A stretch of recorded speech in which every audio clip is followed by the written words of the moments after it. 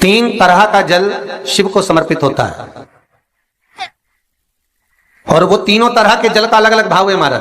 पहला जल सादा, घर से पानी लेकर गए, जल लेकर गए, शंकर को चढ़ाया, वो हमने घर का अपना एड्रेस बता दिया, भगवान शिव को जल चढ़ाकर अपने आनंद के लिए शंकर से कुछ प्राप्त कर लिया। दूसरा जल, जल के कलश में थोड़ा सा इत्र डालकर शंकर को जब समर्पित करते हैं तो महाराज घर में अगर कोई व्यक्ति बहुत रोगीला है, बहुत रोगीला, एक शिव महापुराण में, स्कंद पुराण में, नर्मदा पुराण में, भविष्य पुराण में, अग्नि पुराण में, नारद पुराण में, बरहा पुराण में, वामन पुराण में जितनी चीजें लिखी गई है एक एक प्रैक्टिकल कर कर देखो तो शिव महापुराण, स्कंद पुराण का यह भाव याद करिए कि एक लोटे पानी में इत्र मिलाकर, जल में इत्र मिलाकर, बहुत रोगीला व्यक्ति, बहुत बीमार व्यक्ति है, एक लोटा पानी उसका हाथ का स्पर्श कराकर शंकर को चढ़ाना प्रारंभ कर दीजिए। महाराज केवल 5 या 7 दिन चढ़ाओ और वो 7 दिन के बाद में उस बीमार व्यक्ति का क्रम देखिए कि उसमें कितना आराम लगा है। औषधि दवाई काम करना प्रारंभ करी कि ना करी।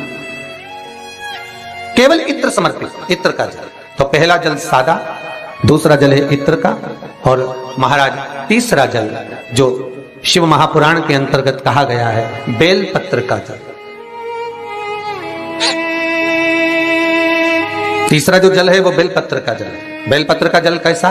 तो महाराज शिव महापुराण की कथा कहती है कि जल के पात्र में एक बेलपत्र अंदर डालकर उस जल के पात्र को ले जाकर शिव को समर्पित करना, अर्थात अपनी मन की कामना भगवान शंकर से कह देना, केवल बेलपत्र के माध्यम। बोलना नहीं है हमको, कुछ हमें कुछ कहना नहीं है। 3 तरह का जल का जो व्याख्यान वर्णन किया गया, एक सादा जल जो भगवान को कहा, आपने अपना एड्रेस बता दिया, आपने अपने मन का भाव बता दिया। इत्र का जो जल चढ़ाया गया वो केवल रोग मुक्ति के लिए चढ़ाया गया। और तीसरा बेलपत्र, अगर उस जल में एक बेलपत्र भी पड़ी हुई है और वो बेलपत्र पड़ा हुआ जल आप जिस भाव से चढ़ा रहे हो, जिस कामना से चढ़ा रहे हो, शंकर वो कामना आपकी पूर्ण कर दे। और लिंग पुराण को अगर आप पढ़ेंगे तो उसमें पाएंगे कि लिंग पुराण के अंदर लिखा है कि आप शंकर को अगर जल भी नहीं चढ़ाएं, आप शंकर को वस्त्र भी नहीं चढ़ाएं, आप शंकर को फूल भी ना चढ़ाएं, आप बेलपत्र भी ना चढ़ाएं, अगर शंकर को आपने कुछ भी ना चढ़ाया तो केवल शंकर के मंदिर में 2 क्षण जाकर उस शिवलिंग के सम्मुख में बैठ जाओ, कुछ मत बोलो, केवल मौन होकर उसको निहार लो, केवल मौन होकर निहार लो। बहुत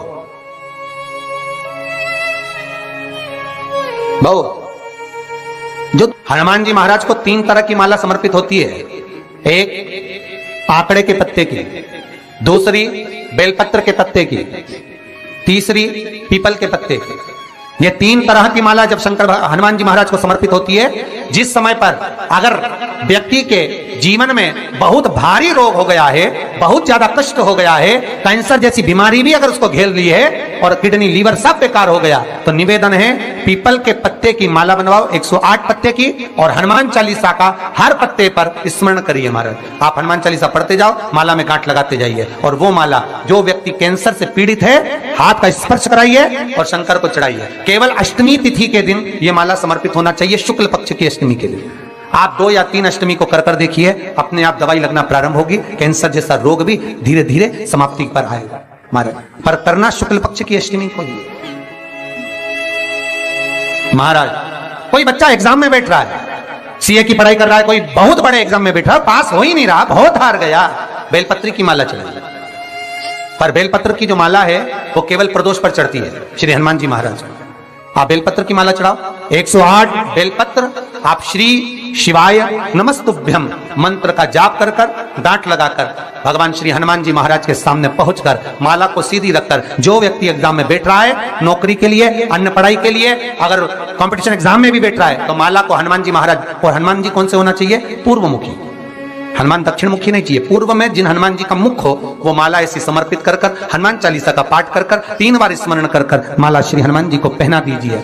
ऐसा कोई एग्जाम नहीं जिसमें से आप निकल ना पाए महाराज, पर करना आपको पड़ेगा। प्रदोष का दिन होना चाहिए, प्रदोष के दिन भगवान, और प्रयास जहां तक हो सके प्रदोष काल में अगर चढ़ाएंगे तो ज्यादा फलदायी रहेगा, प्रदोष काल में।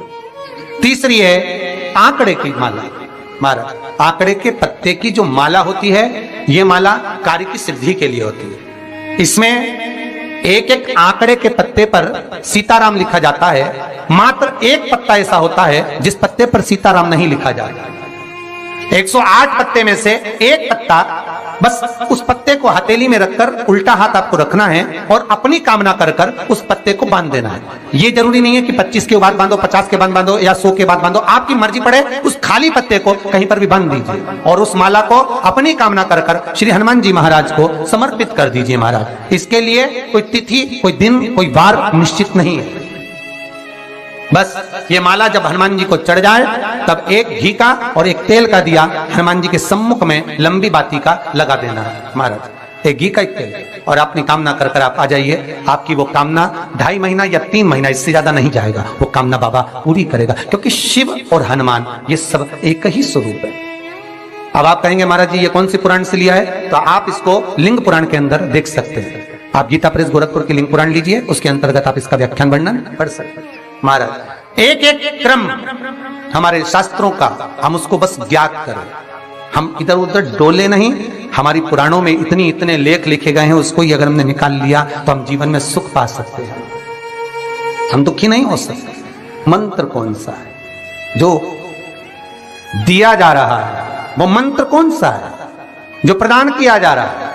हनुमान जी महाराज ने वो मंत्र जो विभीषण को दिया, और एक विभीषण जिसको लात मार दी गई, एक विभीषण जिसको लात मारकर निकाल दिया गया, जिसके घर का भी ठिकाना नहीं था, वो विभीषण एक छोटे से मंदिर में जो रहता था, तुलसी का क्यारा जिसके दरवाजे पर था, और वो विभीषण जब सीख रावण को देता है तो वही विभीषण को जब लात मारकर निकाल दिया जाता है, तो वो मंत्र कौन सा था जिसको विभीषण ने जपा और विभीषण लंका का अधिपति बन गया, सत्ताधारी वैभवशाली?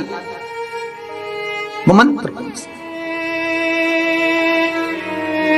केवल एक मंत्र जो श्री हनुमान जी महाराज ने विभीषण को दिया महाराज, वो मंत्र कोई दूसरा नहीं था, केवल भगवान का नाम विभीषण को प्रदान किया था।